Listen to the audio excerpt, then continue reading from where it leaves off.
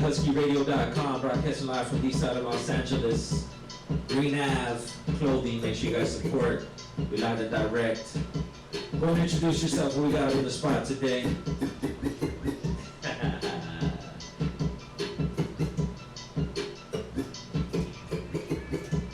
Am I introducing myself? Yes, sir. You're not going to introduce me? Nah, man. Oh, Custom. damn, I got to do all the work. It's customs, huh? yeah. I got to do all the work. I'm not on camera. You are not. It's all about you. Is that the camera over yes, there? It is right there. All right. Hey, what's up? Anchor One, Can't Be Stopped crew, Ike's Tug and Supply. I'm over here with the OG Husky Radio guys in Boyle Heights. Yes, sir. Right? I got my, I got the Mermaid down the street. How do you think that, what was that sensitivity training went with Starbucks, man? You think it was just a PR stunt, or? I'm not really sure. I stay out of that. Yeah, I stay out of that. I didn't know what. I wasn't be like that. This would be a promote me. He didn't ask for nothing. I tried, though. I try to stay out of Starbucks is actually what I try to do. I try to not support that system, but they're on every corner. They're like 7-Eleven at this point, so. OGHuskyRadio.com. Instagram at Cbs Gw. IkesTugandSupply.com. Correct. Okay, what can they find at IkesTugandSupply.com? Basically, Ike's Tug and Supply is a very young paint distribution company that I started with a cousin of mine. My cousin lives up in Portland, Oregon. What's up, Daniel? How you doing? Daniel was in the shipping business, and he basically he wanted to help me out, and he knew he had hung out with me in South Central one time. I was painting at an event. Him and his and my whole family up there, they all knew about the graffiti, how much work I've been putting into Los Angeles and just graffiti in general. And so I came to him with an idea of doing this company. We started small. It was a West Coast distribution company that was basically bringing Cobra paint to the West Coast and selling it up and down from Washington, excuse me, Oregon and California. We did that for a little while. We were selling we're selling paint. You know what I mean? There's a lot of paint companies. I mean, right in the backyard over here, down in Orange County, there's tons of different companies. I'm not gonna, say their names, but everybody knows there's tons of stores out here, just like there's tons of writers in LA, tons of rappers, you know what I mean? Tons of ball players, like, you got competition. It's all competition ridden, right? Dope skaters, all that shit. DJs. Yeah, MCs. DJs, everything. Yep. LA's like, I would say it's pretty much, I'm gonna call it the graffiti capital of the world at this point. And you're dating back to the late 80s too, so you're able to see it from its infancy. Sort of, yeah. I jumped on with Cbs Gw in 1988. And then it's been a pretty magical journey ever since. I think graffiti really it really helped me as it was a great vehicle just to get into the streets when I got to LA and to be able to run around with the likes of Skate and Creeper and Ace, or it was Axis and Trend and Link and Xer, and then later on in the years, all those heads would change. Every 3 to 5 years for me, the people in my life they come in and and it's a blur, because I have some people that have stayed around and I'm still friends with, some people just, that scoot on in life, right? And so, Cbs Gw, we've become a big, center point for graffiti in not only America but also in the world. And there's a documentary actually, Can't Be Stopped, themovie.com. Correct. Is that documentary pretty much on point, or is there anything that was missed, or how are your feelings on it? Because you're also featured in it, correct? Yeah, no, I'm featured in it. I helped manufacture the whole thing. I mean, my boy Bleak from CBS, he was the one that put in a lot of the trench work for it. But I was at his house every day, you know, or every. A lot of people know Bleak from the Graph, but MC wise, man, I think he's hella slept on. You know what I mean? Oh yeah, nice. Yeah, so just putting that out there. Oh shit! Somebody got a fan, Blicky. You got a fan. I'm just making people know. You're stupid for thinking I'm stupid. Yeah. No, Bleak's the homie. And basically the movie is an accurate depiction of what we went through, and what the crew went through for 3 decades. You know, because it basically goes from like 1984 to about 2014 is where it kind of cuts off. And it tells a lot of history, but there's a lot of the story that's not told. And it's all, you know, it's all game that you're going to soak up when you're in the streets, right? That's right. It can't fully be documented. I guess it would probably be, unless you're out there, because then those are the stories that don't get told. Well, it's just like anything. I think a lot of people are going to try to tell you what history is. You're going to gauge what history is as you learn more and more, because people are going to tell you something, or a book is going to tell you in school, oh yeah, this is how it was done, and then you're going to be like, huh? So Christopher Columbus did what? That's a big reason why we bring artists in here. That's all we're doing is documenting. A lot of people, oh, you don't have so and so. We reached out, man. You know what I mean? Right. That's all it is. Just another documentation, another vehicle for you to check out. Yeah. Hey, big ups to my boy Gas. If you're listening, homie. Yeah, he called me on the way over here. Oh man, he's looked out a lot for us, man, big time since the get-go. Shout out Gasoline. Yeah. What's changed for you then from '88 to now within Los Angeles Graph, or just Graph in general?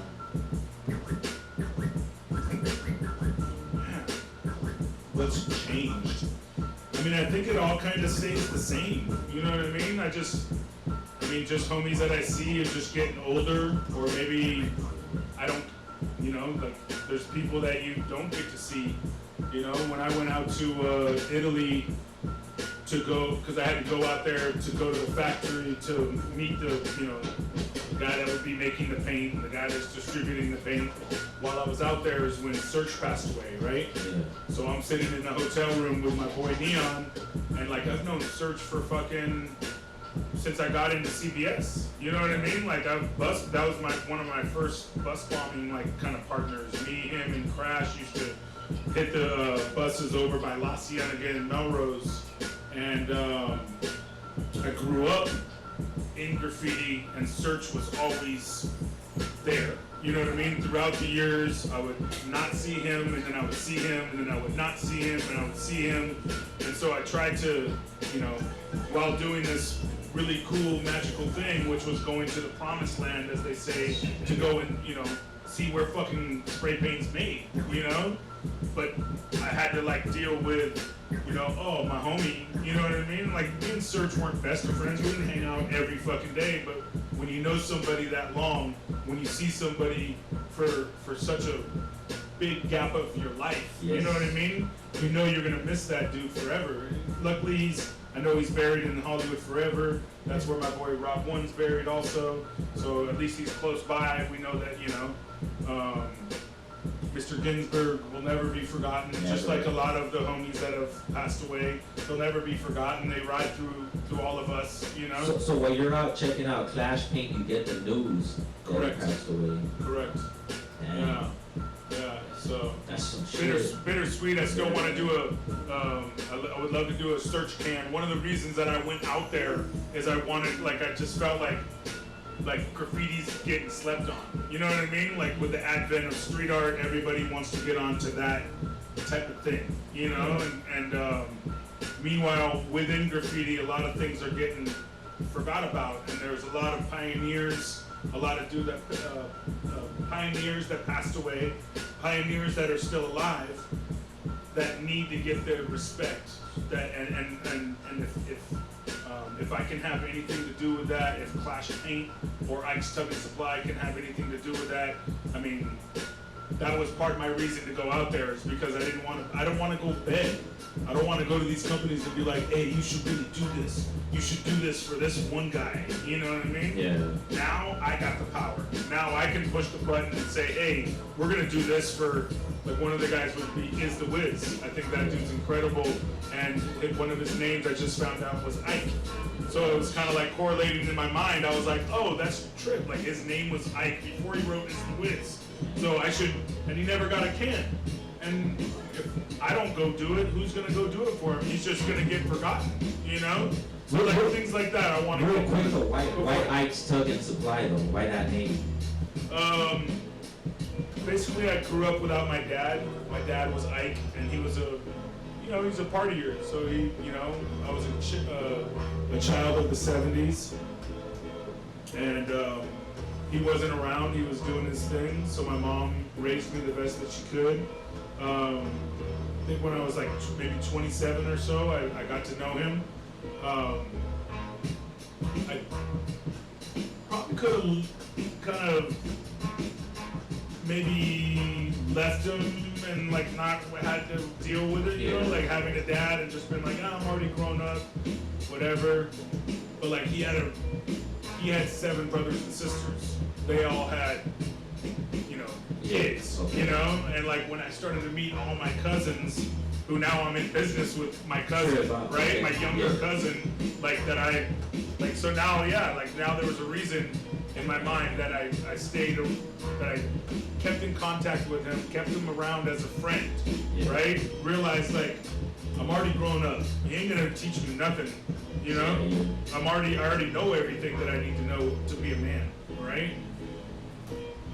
But I knew that I needed to keep his family or the family that I got from him close to me, and that's why. Keep the name alive. Yeah. So and then, why the Tug though? What's the Tug? Basically my cousin is his uncle is my dad, right?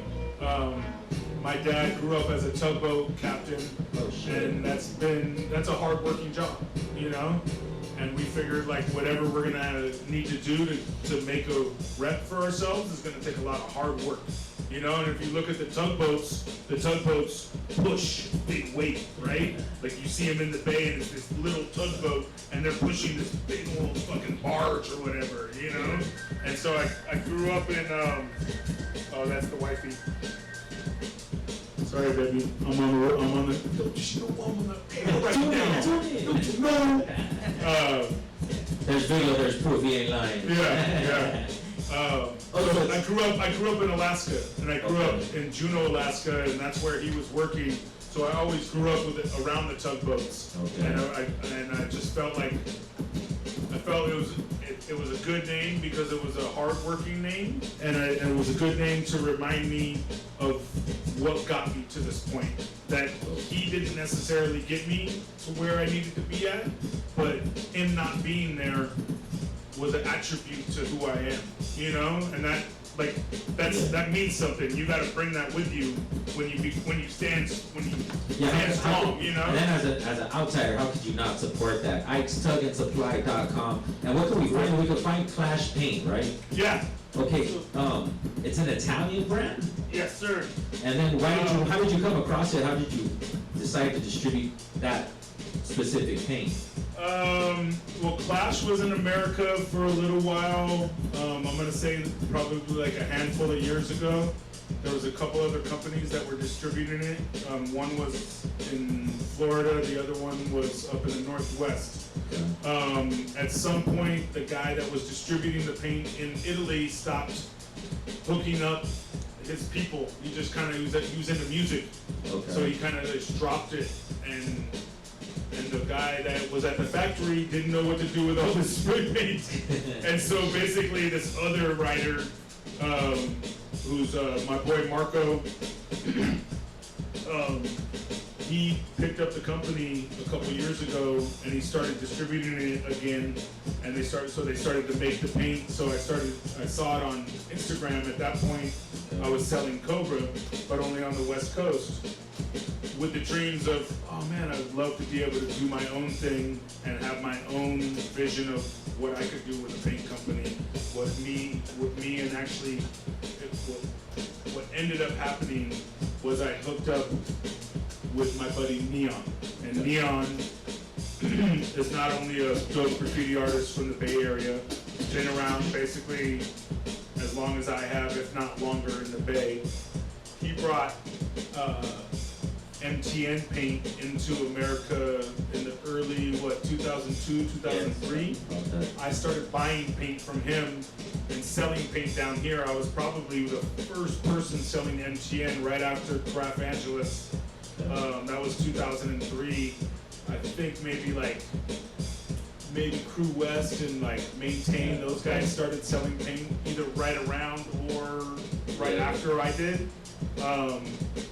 And I sold MTN paint for a pretty long time, and then I got into Cobra paint, you know what I mean? And then but I was really trying to get Cobra paint for the United States at one point with my boy Ditch. We were trying to put the money together to do that.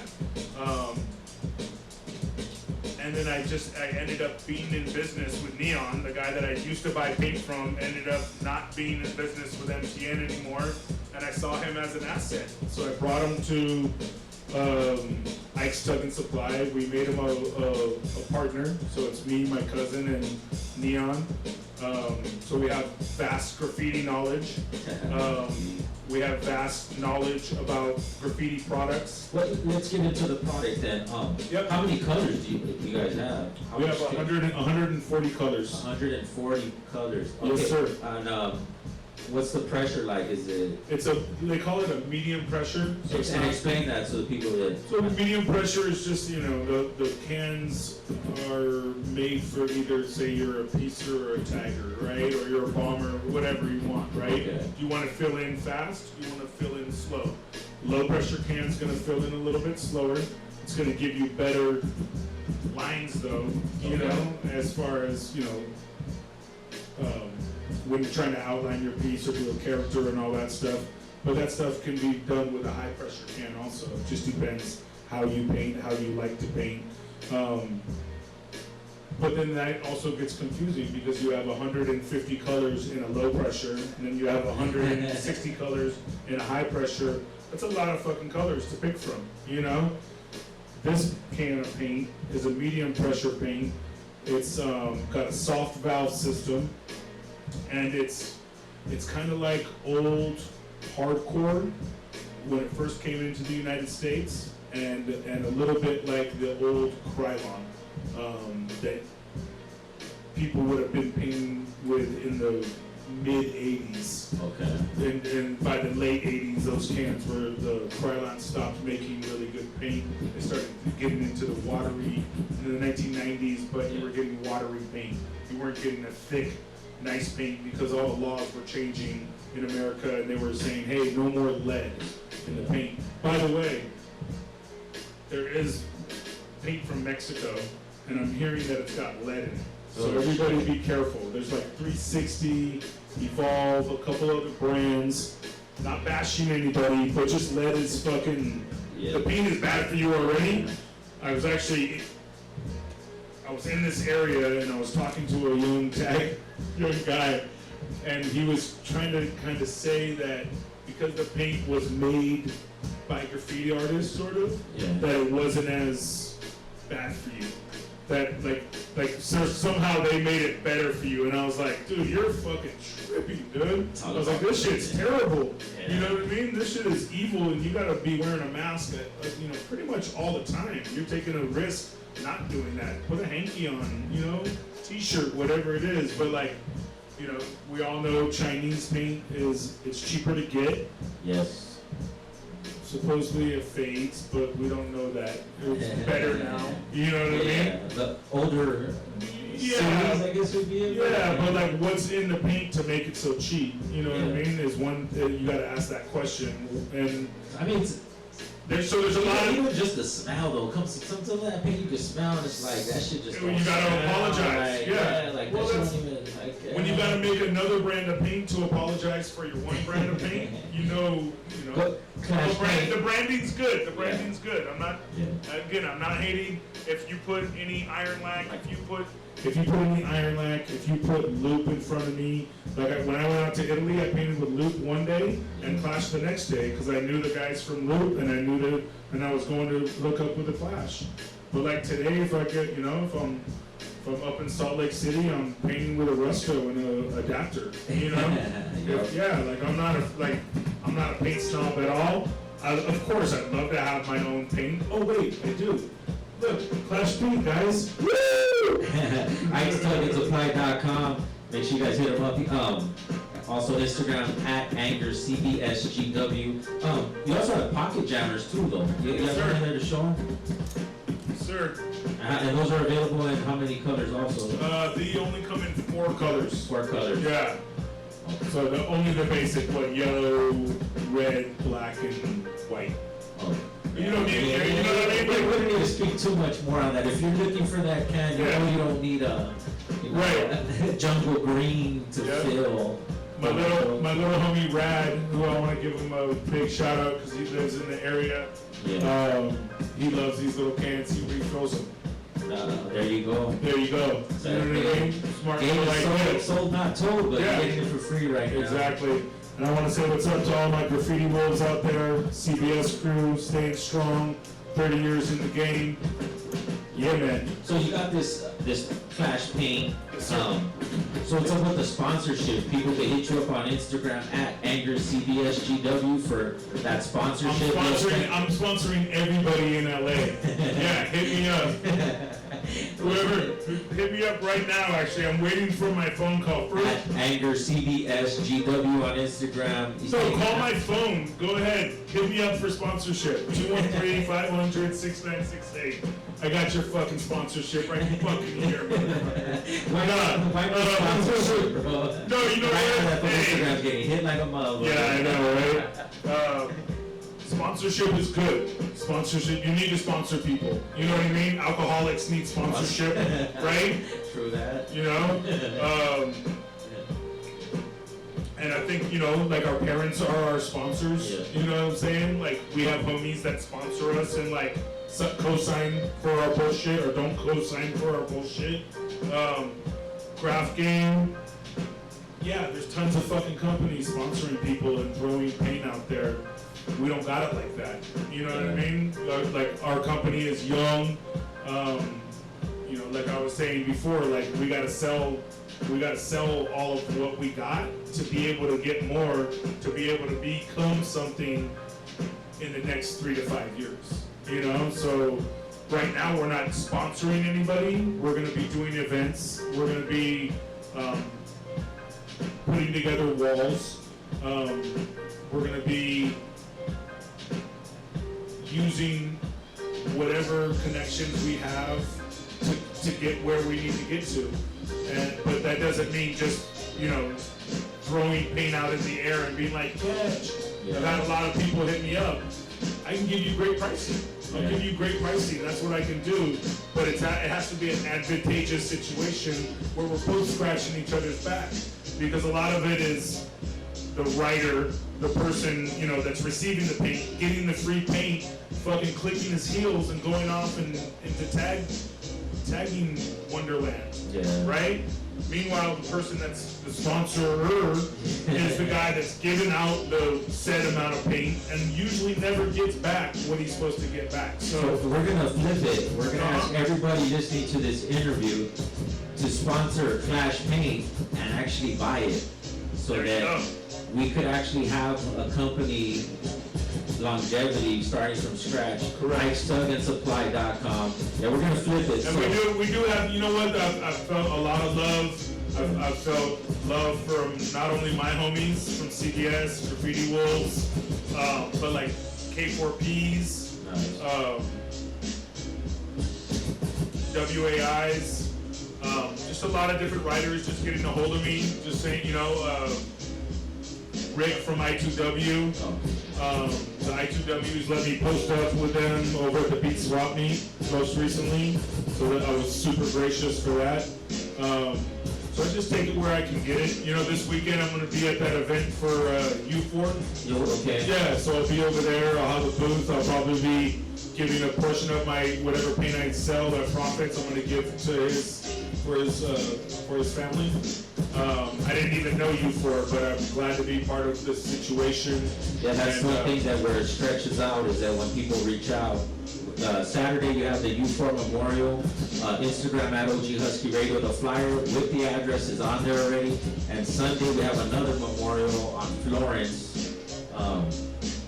going down. It's another novel from TCI used to have the Landmark. It's in honor of him and other fallen people. So that's Sunday. Who's that? The guy from Landmark? Landmark shot who had passed away. Dude, that's crazy. Dude. So I didn't even know he passed away. oh shit. Yeah, I did. It was such a trip. Like I was hanging out with a couple writers and I mentioned him, and I was like I gave him some shirts or something. I gave him something and he owed me some money. I was like, yeah, what's up with that fool? And they were like, hey, you didn't hear? And I was like, no. And they were like, yeah, you know. And I was like, That guy put my heart down Los Angeles for a long time. I was at Landmark when my cousin came down here, and he was just getting into the shipping business, right? And he had like some meetings that he had to go to or whatever. And so I tell him, hey, meet me over here, and we go down to South Central, and he's just kicking it. He's just talking to everybody, and my cousin's like, he's just a big, like, you think he played like rugby or something like that. He's just like, hey, what's up, man? But he's just, you know, like my family's really talkative. They talk to everybody, so he was making friends with everybody, drinking. I think they were, you know, whatever they were drinking, he was drinking. And then like that experience probably influenced to like where we are right now. Like he was like, yeah. Wow. Novel Like, TCI, rest in peace. Yeah. Man, for people that don't know how many people he came across and he helped, man. yeah, that's true. Damn. Yeah, full circle, right? Yeah. I'm tripping. So then other shops can hit you up though so that they can sell your paint, right? Sure. Go ahead and give me info. There's tons of shops in LA. You need to carry cash paint. Give me contact information. I know you're gonna give your direct line. Like, Yeah, you can holler at me. Everybody knows I used to put my number up on the walls. That was something that Skate taught me when I was younger, because you would have his pager number, and he would just cross the fool out, put his pager number, and it was just like direct beef hotline, you know?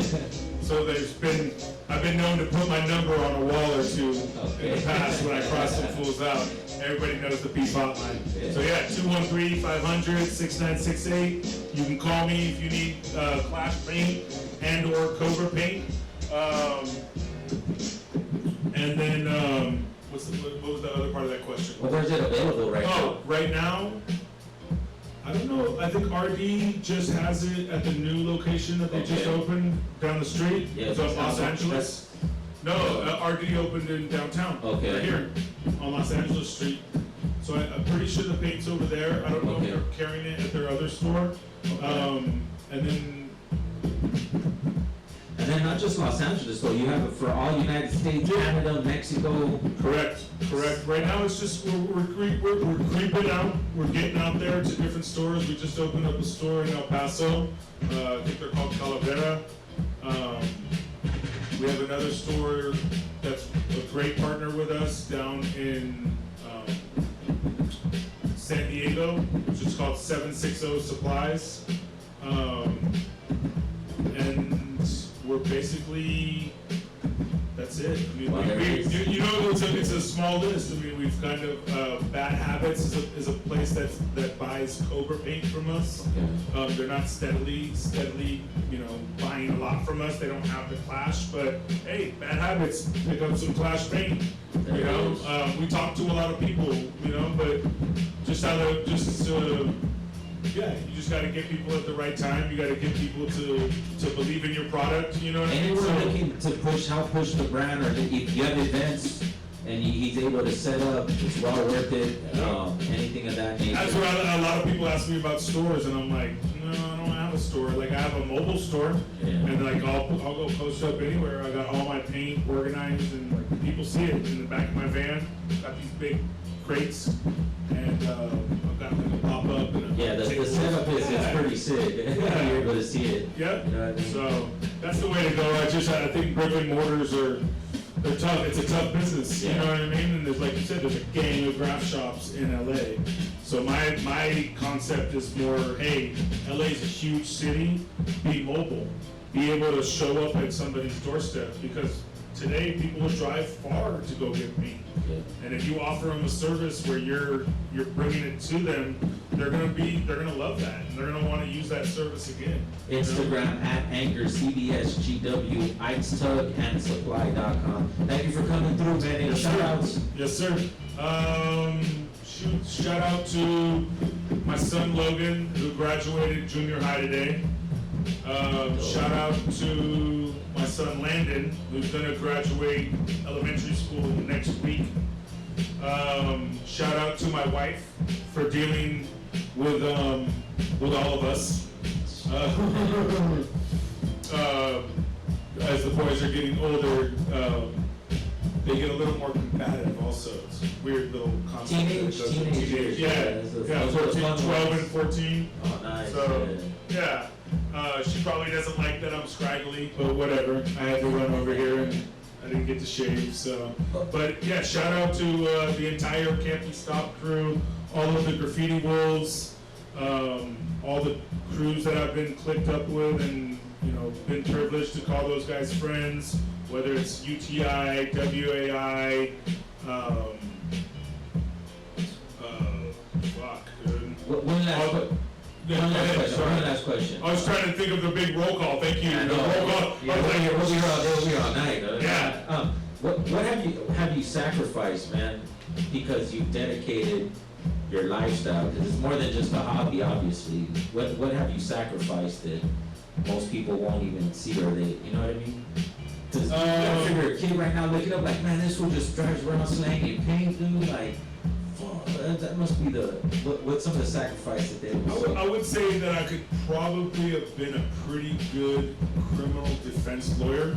Okay. If I can argue like a motherfucker, and if I have good points to argue, there's not a lot you're going to be able to kind of divert around. Yeah. And so a lot of people have always said, man, your talent's not being used properly. Like even my cousin said, you should have been a lawyer. My wife says, you should have been a lawyer. So who knows? I could have been a lawyer maybe, But like, hey, I'm on the streets of Los Angeles. As I look at it, like, I mean, just like the beautiful weather, the palm trees, the right moments, you know what I mean? The perfect, like, I mean, just when you feel just everything is right, the music is right, your mind state is right. Somebody rolls up next to you and they're bumping the same music and they have the same kind of vibe. Like, I think that's what being from LA is about. It's a specific feeling that you get, and that you'll never, if you have it and you've been part of it, it'll never leave you. Like I'm from Alaska. I never was born here, but I feel like a real Angelino because I soak it up. You know what I mean? I eat tacos 2-3 times a week. You know what I mean? I'm a real Angelino. I get hit up. If I'm a Southsider because I got a bald head.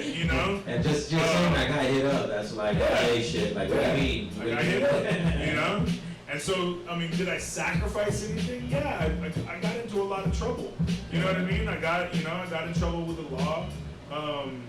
Nothing that I'm proud of, you know what I mean? Nothing that I want to like tell my kids about.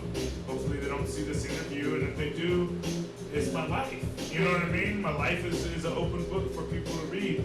I came from, I probably shouldn't even be who I am today with everything that happened to me, and that, like I said, we could go on forever if you want to talk about, me growing up in India for 4 years and, all the struggles that I went through then, you know what I mean? In 4 years. Well, I grew up in a religion called the Sikh religion. So for 10 years of my life, I lived like with a turban on. When I moved to LA, I was living in Pico Robertson area. That was because there was a religion that was pretty predominant in that area called the Sikhs. And that was fucking different. You know what I mean? So you still practice that? No. What made you leave that? Or what was it? I was watching, got to LA, I put the news on, I just, seen banging, You know, I'm like, fuck, I want to bang, you know, well, because I would skate, you know, I would skate, and then I was skating, and then, you know, started doing graffiti, and then I took my hair down, I put it out in a fucking ponytail, you know, took my hair down, 'cause I had long ass hair that went down to my ass. I took my hair down, put it in a ponytail, and I just fucking started cruising out into the streets. Started doing my thing, you know. First time I ever got, you know, I got caught for tagging. I was in an alleyway, and the cops stopped me and my buddies, and he looked at me, and he was just like, "Your people don't do this," you know. And I was like, well, I guess they do now, you know. And so, yeah, I've never really quit since. Do you practice any other religion right now? No. Being a good human. Straight up. Yeah, I think that's the biggest religion in the world. It's bigger than Christianity. It's bigger than Buddhism. It's just called being a good human. It's like, it's universal, you know? It needs no application. It needs no, you know, hierarchy above it. It's just be a good human, look out for people. Somebody stopped in the middle of the street, push them out of the way. You know what I mean? Somebody, if you can help with $1, if it doesn't take it out of your pocket, help with $1. If you can't, smile.